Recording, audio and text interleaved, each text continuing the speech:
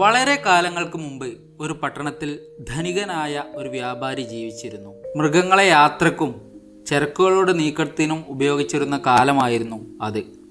വ്യാപാരിക്ക് willow എന്നും Duke എന്നും പേരുള്ള 2 കഴുതകൾ ഉണ്ടായിരുന്നു. എല്ലാ ദിവസവും ഈ കഴുതകളുടെ പുറത്ത് ശർക്കര, ഉപ്പ്, അരി, ഗോതമ്പ് തുടങ്ങിയ സാധനങ്ങളൊക്കെ കയറ്റി കുന്നുകളും മലകളും താണ്ടി അടുത്ത ഗ്രാമത്തിലെത്തിച്ച് വ്യാപാരി കച്ചവടം നടത്തിയിരുന്നു.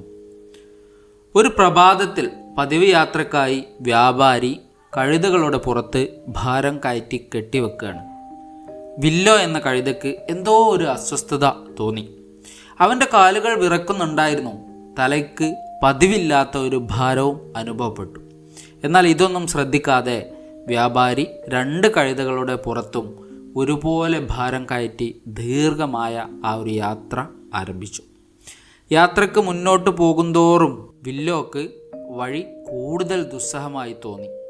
ശ്വാസമെടുക്കാൻ അവൻ വളരെ പ്രയാസപ്പെട്ടു. കാലുകൾക്ക് ബലമില്ലാത്തതായി ഫീൽ ചെയ്തു.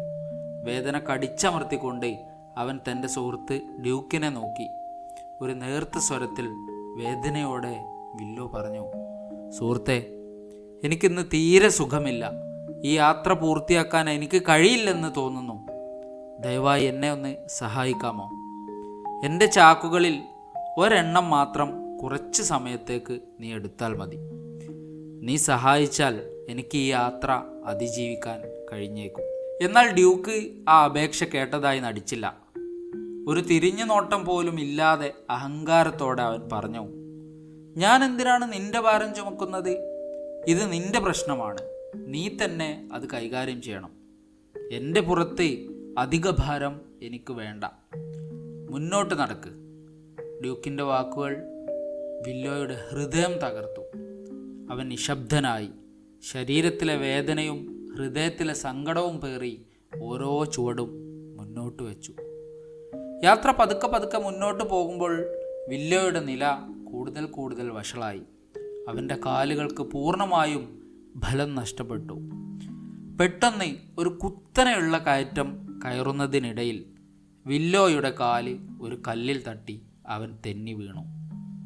പുറത്തുണ്ടായിരുന്ന ചരക്കുകൾ താഴെ ചിതറി. ഒരലർച്ചയോടെ വില്ലോ അഗാധമായ ഒരു കൊക്കയിലേക്ക് പതിച്ച് അപ്രത്യക്ഷനായി. ഇത് കണ്ട ഡ്യൂക്ക് ഭയന്ന് നിലവിളിച്ചു. തൻ്റെ സുഹൃത്ത് ആയങ്ങളിലേക്ക് വീഴുന്നത് അവൻ കണ്ടു. ഡ്യൂക്കിൻ്റെ നിലവിളി കേട്ട് മുമ്പിൽ നടന്നിരുന്ന വ്യാപാരി ഓടി വന്നെങ്കിലും അപ്പോഴേക്കും ഏറെ വൈകിയിരുന്നു. ഡ്യൂക്ക് ആകെ തളർന്നുപോയി. കുറ്റബോധം ഒരു കൊടുങ്കാറ്റ് പോലെ അവന് പിടിച്ചുലച്ചു. "സഹോദരാ, ഞാൻ നിന്നെ സഹായിക്കേണ്ടതായിരുന്നു. നിന്റെ ഭാരം ഞാൻ പങ്കുവെക്കേണ്ടതായിരുന്നു. നീ ഒരു ചാക്ക് മാത്രമാണ് ചോദിച്ചത്, ഒരേ ഒരു ചാക്ക്. ഞാൻ സഹായിച്ചിരുന്നെങ്കിൽ നീ ഇപ്പോഴും ജീവിക്കുമായിരുന്നു. ദയവായി എന്നോട് ക്ഷമിക്കൂ സുഹൃത്തേ, ദയവായി ക്ഷമിക്കൂ."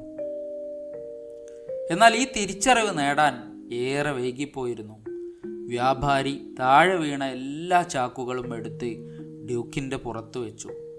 ഇപ്പോൾ ഡ്യൂക്കിന് സ്വന്തം ഭാരം മാത്രമല്ല, മരിച്ച തൻ്റെ സുഹൃത്തിൻ്റെ മുഴുവൻ ഭാരവും ചുമക്കേണ്ടി വന്നു. താൻ ഒരിക്കൽ നിരസിച്ച ഭാരത്തിൻ്റെ എത്രയോ ഇരട്ടി. അസഹനീയമായ ഈ ഭാരവുമായി ഡ്യൂക്ക് കഷ്ടപ്പെടുമ്പോൾ ഓരോ ചുവടുകളും അവനെ തൻ്റെ തിരുത്താനാവാത്ത തെറ്റ് കണ്ട് ഓർമ്മിപ്പിച്ചു.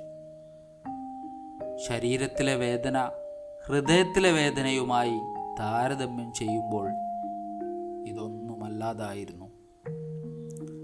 മറ്റൊരാൾക്ക് ഒരു കൈത്താങ്ങ് നൽകുമ്പോൾ അത് അവർക്ക് മാത്രമല്ല നമുക്കും ഗുണം ചെയ്യും.